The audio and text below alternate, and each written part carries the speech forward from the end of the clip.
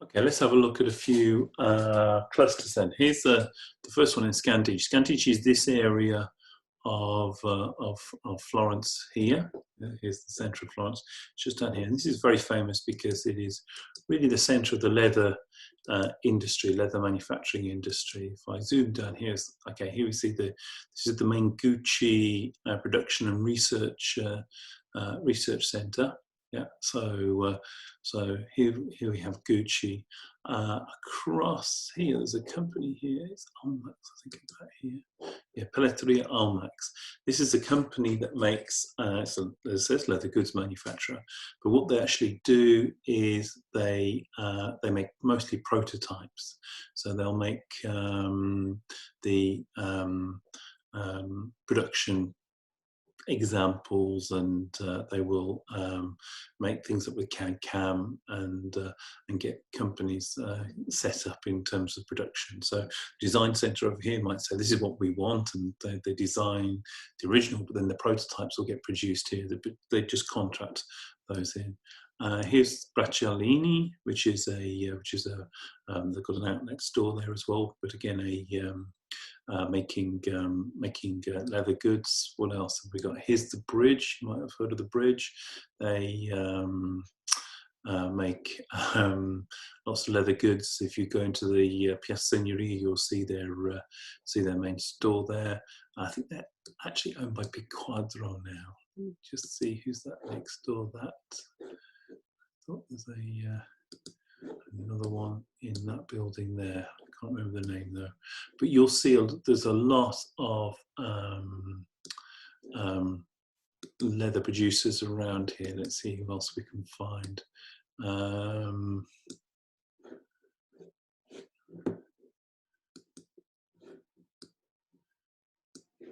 See, there's Kering Italia, which again is related to Gucci because Kering is the parent company. But they'll probably produce more for Yves Saint Laurent.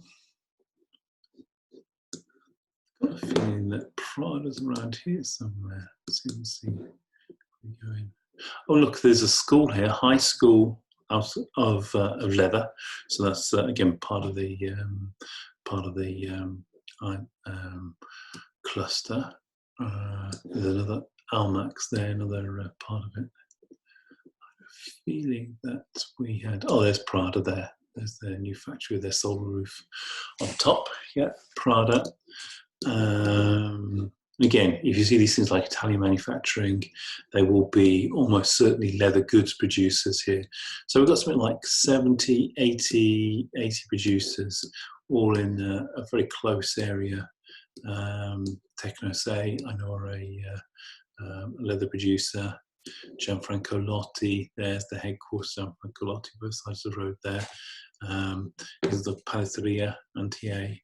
So again, these all tend to be sort of contract manufacturing leather goods places. So what we know is that Scandicci is a cluster for the leather production areas, and even companies like Prada only just moved in there 3 years ago, moved into the area because they wanted to be part of the cluster. Okay, let's have a look at, let's do one which is associated with this cluster, which is another cluster not too far away, called Santa Croce Solano.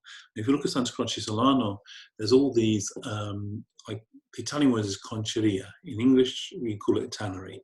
There's all these leather tanneries. So you can see just on this, by just doing a simple search for conceria, you can see how many there are. In fact, I think there's as many as 120 different leather tanneries. And if I go and say, look at one, let's look at Bertini. I know Bertini because one of my ex-students is related to that family.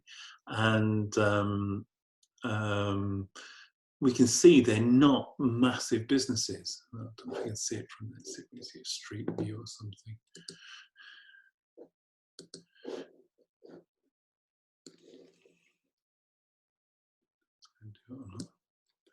Probably not, but you'll be able to see that they're not. Well, you can see they're not massive businesses. They're relatively small businesses, and what actually happens is that that's Concha La Pesa, which is one next door. But what actually happens is there's so many small producers that they work together collaboratively as well as competitively. So what will happen is, say, an order comes in from, say, Gucci, not one of these could actually supply the overall order.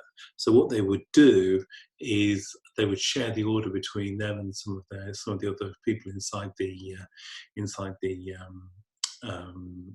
cluster, and serve the needs of the customer. Okay, paper in Lucca. We can see here we've got a number of paper mills. Around about 30% of all paper, particularly tissue and card, is produced in Lucca. For Europe, not just for Italy, but for Europe. So imagine that it's a very intensive area. Obviously, it started really further north up here in the Garfagnana, and because lots of wood, lots of water, natural place to make paper. Now, because of the demands of production, they're mostly down into the plain of Lucca, between Lucca, Pascio, and up towards Montecatini here. This area is so this area they'll use a lot of paper producers. Because the companies tend to be a bigger kind of scale, so it'd be too big to be in the too big to be in the Garfagnana, moving big lorries in and out, yeah, and also the train systems here as well. So again, we've got paper producers all inside of that that cluster. What was the last one I was going to show? Oh, Pistoia, yes. So here's Pistoia. Here's the town. If I was to drop, so I'll drop the line down. Where's the motorway? Is that the motorway there? I think that's about the motorway. Probably I'm going to hit the wrong place just to prove myself wrong. No, I'm okay on this side, I think. Don't know if you can see there. It's all tree nurseries. And anywhere you go along this road, let's go a bit further this way, get past these buildings, see if we've got some tree nurseries there. Picked the wrong place, didn't I? But you can certainly see on the left there, you can see all those tree nurseries. Now, what's quite interesting is about 25, 30 kilometres, both sides of the road, you can see absolutely packed with tree nurseries. Now, there's lots of natural resources in this area because you can see the tree nurseries there. There's lots of natural resources in this area because you're basically in a bowl. The water table is high, so you've got the good natural resources. You've got sunshine, everything else you want really to as a plant nursery to grow quite well. But what's interesting is look at the batch size. The batch sizes are not particularly big. And again, here we see the name of the business. So the businesses are actually quite small inside of this cluster. But because they cluster together, they're able to act like big businesses. Because what will happen is, let's say there's a tree show in the UK, or let's say you want to sell trees to a garden centre. What they actually do is send one representative representing most of the growers in the area, and they would then go along and say, "Oh, you want this type of tree? Yes, with these 5 growers, have this tree." And sometimes they'll even bring the clients out to Italy to show them the different plants.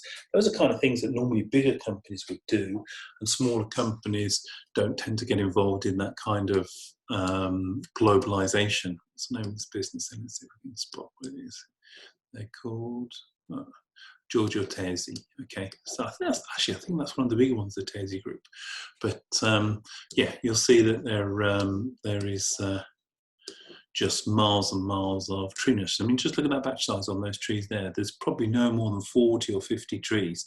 So that shows the scale of the business. It's not scaled up to be massively big. Yet, in many ways, being part of a cluster allows you that flexibility as long as you've got enough sufficient economy of scale. But the rest of the things, like the purchasing economies, the marketing economies, allows you to make those kind of things and make them quite effective.